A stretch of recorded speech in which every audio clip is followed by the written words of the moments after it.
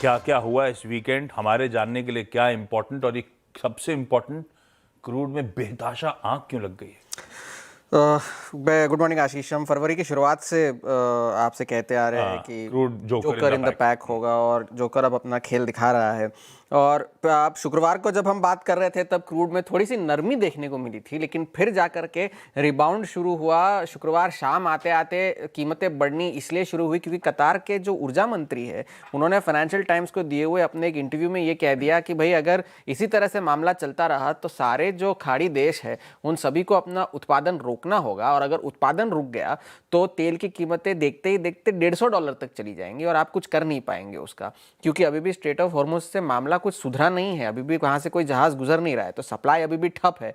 सारे जो लगभग जो देश है, कुवैत पेट्रोलियम ने फोर्स मेजॉर की घोषणा कर दी है और उन्होंने तो ये कह दिया कि भाई जब तक ये मामला सुधरेगा नहीं हम प्रोडक्शन कट करेंगे। पहले तो लगभग 1 लाख बैरल प्रतिदिन, जो कि वीकेंड आते आते लगभग तिगुना होने वाला था, 3 लाख बैरल प्रतिदिन। लेकिन साथ ही साथ उन्होंने ये भी कहा है कि जब जब मामला सुधरेगा, जब हालात नॉर्मल होंगे, तब वो फिर से पूरी तरह से उत्पादन को नॉर्मलाइज करने के लिए तैयार है। लेकिन अब तक मामला सुधरा नहीं। प्रोडक्शन करेंगे का माल ही नहीं कहीं जा रहा, ये प्रॉब्लम है। हाँ, प्रोडक्शन करेंगे नहीं, माल कहीं जा नहीं रहा, तो स्टोरेज में जो जगह नहीं है, स्टोरेज में जगह नहीं होगी तो फिर प्रोडक्शन करने का मतलब नहीं है, तो उस वजह से प्रोडक्शन रुक जाएगी। अगर प्रोडक्शन रुक गई तो फिर तो मामला तो वहीं पे और बिगड़ने वाला है। कुवैत जो है पिछले महीने जनवरी में उन्होंने लगभग 2.5 मिलियन बैरल प्रतिदिन का उत्पादन किया था, और वो सारा का सारा जो उत्पादन है वो स्ट्रेट ऑफ हॉर्मुज के जरिए ही सप्लाई किया जाता है।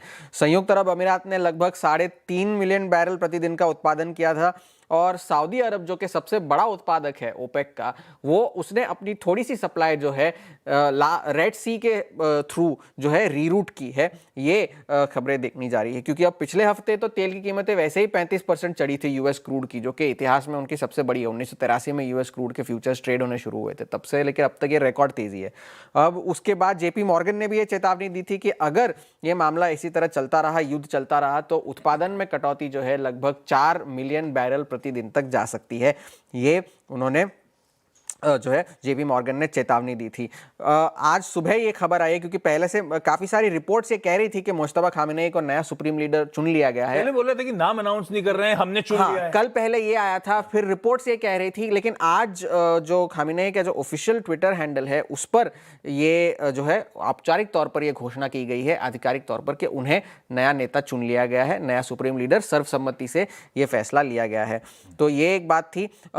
अगर आपको, ये तो युद्ध वाली बात है, काफी सारे मामले, पहले तो फ्रेश, अब तो तेल से हट करके अब पानी पर भी हमले होने शुरू हो गए हैं। फ्रेश वाटर डिसैलिनेशन प्लांट जो कि दक्षिण ईरान में एक जगह है, वहां पर पहले तो यूएस ने उसे ध्वस्त किया, जवाब में बहरीन में एक डिसैलिनेशन प्लांट है, उसे एक ईरान के ड्रोन ने धराशायी किया है। तो वहां पर यह सारा मामला जो है बिगड़ना शुरू हुआ है। युद्ध तेल से लेकर के पानी की बात है। अब बाजार जो है यूएस के शुक्रवार को सेल ऑफ तो हुए ही युद्ध के कारण और तेल के कारण, लेकिन उनके कंसर्न्स अपने और भी है। अगर ये सारा मामला नहीं भी चल रहा होता तो भी शायद आज डाउ फ्यूचर्स 500 नीचे होते। पहली बात तो ये कि उनका जो मैक्रो डेटा आया शुक्रवार को वो बेकार था, for the lack of a better word बेकार था, क्योंकि पहले तो जॉब्स रिपोर्ट में नॉन फार्म पेरोल्स में 50,000 नौकरियां जुड़ने के अनुमान थे, पर गिरावट 92,000 नौकरियां गिरकर वो आंकड़ा निकल कर आया फरवरी के महीने का, तो वो एक खराब आंकड़ा था। रिटेल सेल्स नेगेटिव थी। ब्लैक रॉक ने जो है अपने एक बड़े प्राइवेट क्रेडिट फंड में रिडेम्पशंस जो रिक्वेस्ट आई थी, लगभग 10% की रिडेम्पशन रिक्वेस्ट आई थी, वो रिडेम्पशन पे उन्होंने कैप लगा दिया है कि 5% से ज्यादा आप रिडीम नहीं कर सकते।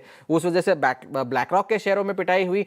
ब्लैक रॉक की पिटाई हुई तो लगभग सारे फाइनेंशियल सेक्टर के जो स्टॉक्स थे उन सभी की पिटाई हो गई।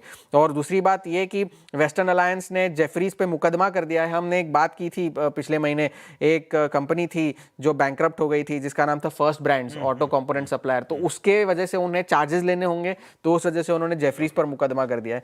तो ये हफ्ता भी इंपॉर्टेंट इसलिए है क्योंकि महंगाई के आंकड़े आएंगे, सीपीआई के बुधवार को, पीसीई का आंकड़ा आएगा शुक्रवार को, जॉब ओपनिंग्स और ड्यूरेबल गुड्स के शुक्रवार को, और जीडीपी का Q4 का फर्स्ट रिवीजन शुक्रवार को आना है। लेकिन ये सारा अब तो इस वक्त तो मायने रखेगा नहीं, क्योंकि अब तेल ही है, जो कुछ भी है। सोने चांदी में भी गिरावट है, पर जो भी है वो तेल है। सब तेल है, उसी का खेल है। नीचे ब्रेंट के भाव लगातार टिकटिंग इसीलिए आपके लिए चला रही है। कल संडे को ईरान, मैं चैनल ही देख रहा था जनरल, और उसमें ईरान के प्रेसिडेंट का बयान था सॉरी कहते हुए मिडिल ईस्ट पे जो हमले हुए हम अब नहीं करेंगे। जब तक इंडियन चैनल्स वो बाइट प्ले करते तब तक मिडिल ईस्ट पे फ्रेश हमले शुरू हो गए थे। तो वो समझ में आ गया था कि वहाँ पे कंट्रोल किसी के हाथ में है नहीं। और फिर उनके बयान ये आए कि अगर उनकी धरती का इस्तेमाल होगा, वो कंडीशंस अप्लाई, हाँ कंडीशन अप्लाइड थी, तो हम अटैक करेंगे। और वो करते ही चले जा रहे हैं, कुछ नहीं थमा। इसीलिए कच्चा तेल इस तरह का मूड माहौल दिखा रहा है आपको। ये सबसे बड़ी वरी। अच्छा ये बताओ, मैं भटक रहा हूँ थोड़ा सा, लेकिन वो हमें एक सो कॉल्ड उन्होंने मोहलत दी। हमारा तो कहना है कि कोई मोहलत की हमें जरूरत नहीं, हमारी मर्जी है, हम जब चाहे खरीद लें।